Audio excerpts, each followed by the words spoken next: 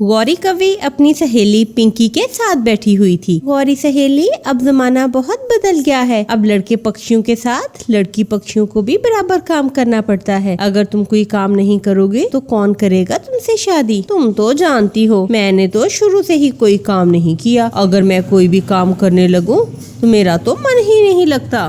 फिर गौरी कवि घर आ जाती है। घर आकर उसकी माँ भी उसको यही कहती है, तेरे जैसी आलसी कवि से कौन करेगा शादी? उम्र बढ़ती जा रही है तुम्हारी और तुम्हें खाने के अलावा कोई काम ही नहीं आता। माँ, तुम चिंता ना करो, मैं कल दूसरे जंगल जा रही हूँ। मैं वहाँ कोई ना कोई काम जरूर सीख कर आऊंगी और तुम्हें एक कामयाब लड़की पक्षी बनकर दिखाऊंगी। और फिर दूसरे दिन गौरी कवि दूसरे जंगल जाने की तैयारी करने लगती है। लाल परस लाल ऐनक बन सवर कर गौरी कवि अपनी माँ से कहती है, अच्छा माँ, मैं जा रही हूँ और जब तक मैं कुछ बन नहीं जाती मैं वापस नहीं आऊंगी। जाओ जाओ, ऐसा ना हो पिछली बार की तरह शाम तक नदी किनारे बैठकर घर वापस आ जाओ। फिर गौरी कवि घर से निकलती है। वो सीधा ऑटो स्टॉप पे जाती है। पहले तो वो कुछ देर ऑटो में बैठती है, फिर कहती है, भाई जी, मुझे पहाड़ों वाले जंगल ले जाओ। थोड़ी ही देर में वो पहाड़ों वाले जंगल में पहुंच जाती है। उसे सामने एक कबूतर का होटल नजर आता है। मैं कबूतर के होटल जाती हूँ और उससे पूछती हूँ, शायद वो मुझे काम पे रख ले। यही सोचकर वो कबूतर के होटल जाती है। कबूतर सर, क्या आपके पास कोई काम है मेरे लिए? हाँ, अगर तुम कोई काम करना चाहती हो तो मुझे रिसेप्शनिस्ट के लिए एक लड़की कवि की जरूरत है। तुम मेरे होटल में रिसेप्शन पे काम कर सकती हो। गौरी कवि बहुत खुश होती है और कबूतर के होटल में रिसेप्शन पे बैठ जाती है। थोड़ी देर बाद गौरी कवि अपने बैग से अपना मोबाइल निकालती है और उस पर गेम खेलने लगती है। वो भूल ही जाती है कि वो यहाँ तो काम करने आई है। कवि, क्या यहाँ से पिज्जा मिल जाएगा? वो सामने मेन्यू लगा हुआ है, देख लो। अंधी हो क्या? देखे बिना गेम खेलते खेलते गौरी बुलबुल से ऐसे कहती है, आप यहाँ किस लिए बैठी हैं? आप बता दें, मैं पढ़ी लिखी नहीं हूँ। मनहूस, तेरी वजह से मैं गेम हार गई। आज पहली बार मैं ये गेम जीतने ही वाली थी, लेकिन अब मैं हार गई हूँ। ऐसा कहते हुए गौरी कवि आगे बढ़ती है और बुलबुल को 2-4 लगा देती है। रोती हुई बुलबुल कबूतर के पास जाती है। बहुत मारा है मुझे रिसेप्शन पे बैठी कवि ने, बहुत मारा है। ये सुनकर कबूतर रिसेप्शन पे जाता है। मैंने तुम्हें अपने काम की बेहतरी के लिए रखा है, इसलिए नहीं कि तुम आने वाले ग्राहकों की पिटाई कर सको। भागो यहाँ से, फौरन भागो यहाँ से। गंदी आंखों वाला कबूतर, शक्ल देखी है तुमने अपनी? और तुम मेरे से ऊंची आवाज में बात क्यों कर रहे हो? आंखें निकाल दूंगी मैं तुम्हारी। मैं तेरे होटल पे काम क्या करने आ गई? तुमने सोचा मैं कोई कमजोर कवि हूँ? चल निकल यहाँ से, बढ़िया ही कवि कहीं की। मैं भी यहाँ काम नहीं कर सकती। सुबह का धुएं में बैठ कर मेरा तो रंग भी काला हो गया है। कवि अपनी चीजें उठाती है और वहां से निकल जाती है।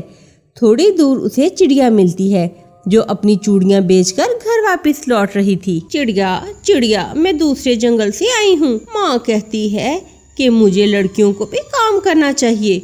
क्या तुम्हारे पास कोई काम है? ठीक कहती है तुम्हारी माँ, इस दौर में लड़कियों का काम करना बहुत जरूरी है, इसीलिए तो मैं चूड़ियां बेचती हूँ। तुम मेरे साथ मेरे घर में रह सकती हो और कल से मेरे साथ तुम भी चूड़ियां बेचने का काम शुरू कर सकती हो। ये सुनकर गौरी कवि खुश हो जाती है, क्योंकि उसे रहने को छत भी मिल गई थी और करने को काम भी। ऐसे गौरी कवि चिड़िया के साथ चली जाती है। चिड़िया गौरी कवि को दाना देती है और सोने के लिए नरम नरम बिस्तर। गौरी कवि थकी हुई थी, इसीलिए वो लेटते ही सो जाती है। सुबह हो जाती है। चिड़िया गौरी कवि को आवाज देती है, कवि उठ जाओ, मैंने आपके लिए चूड़ियों की टोकरी तैयार कर दी है। चिड़िया, मुझे ये चूड़ियाँ कहाँ बेचनी है? गौरी, अपनी चूड़ियाँ जंगल के पूनम वाली दिशा में बेचूंगी और तुम इनको जंगल के पश्चिम वाली दिशा में बेचोगी। ऐसे चिड़िया अपनी टोकरी लेकर निकल जाती है और गौरी कवि भी अपनी टोकरी लेकर निकल जाती है। थोड़ी दूर लूसी कबूतरी गौरी कवि को रोक लेती है। कवि,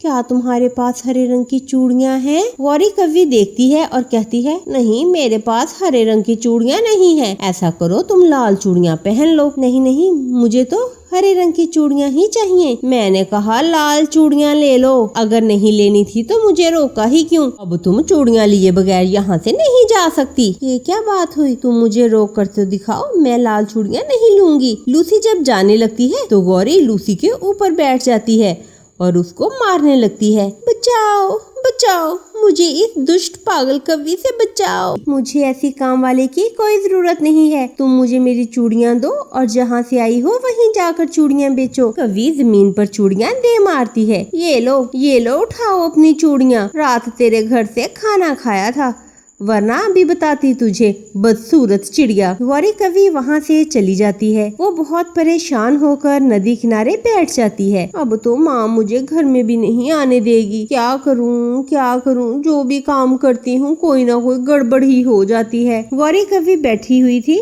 कि वहाँ पर एक कौवा आ जाता है। सुंदर कवि कहाँ से आई हो और क्यों उदास बैठी हो? कव्वे, मैं दूसरे जंगल से आई हूँ। मैं यहाँ काम करने आई हूँ, मगर यहाँ काम मुझे मिलता ही नहीं। अगर मिलता है तो मैं कर ही नहीं पाती। बस इतनी छोटी सी बात पर परेशान होकर सुंदर कवि, तुम मेरे साथ मेरे घर चलो, थोड़ा आराम करो, खाना शाना खाओ और फिर मेरे साथ ही काम करो। गौरी कवि ये सुनकर बहुत खुश हो जाती है। क्या काम करना होगा मुझे? ये तो मैं तुम्हें घर जाकर ही बताऊंगा। गौरी कवि कालू कव्वे के घर चली जाती है। उसके घर तरह तरह की चीजें थी। एक कांच का गिलास और दूसरा लोहे का। एक कप बड़ा तो दूसरा कप छोटा। कव्वे, ये सारी चीजें तो ऐसी लग रही हैं जैसे जगह जगह से चुराई हुई हूँ। ऐसा ही समझ लो। तुम खाना खाओ, बाकी बात रात को समझाऊंगा तुम्हें। गौरी चुपचाप खाना खाने लगती है और फिर रात हो जाती है। रात हो गई है, चले। कहाँ जाना है कव्वे? काम करने जाना है, और कहाँ? पर मुझे तो कोई काम करना ही नहीं आता। पहले बताओ तो सही, काम क्या करना होगा? जो काम मैं करता हूँ उसे सीखने की जरूरत नहीं है। पहले मैं अकेले ही चोरियां करता था, अब हम मिलकर चोरियां किया करेंगे।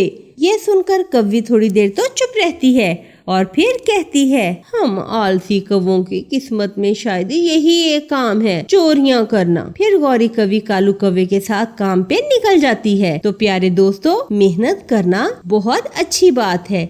जब हम मेहनत करते हैं तो ही हमें सफलता मिलती है। लेकिन अगर हम आलसी हो जाते हैं और कोई भी काम मन लगा कर नहीं करते तो फिर हमारे लिए इस दुनिया में कोई काम भी नहीं बचता। इसीलिए कहते हैं, मेहनत का फल तो मीठा होता है।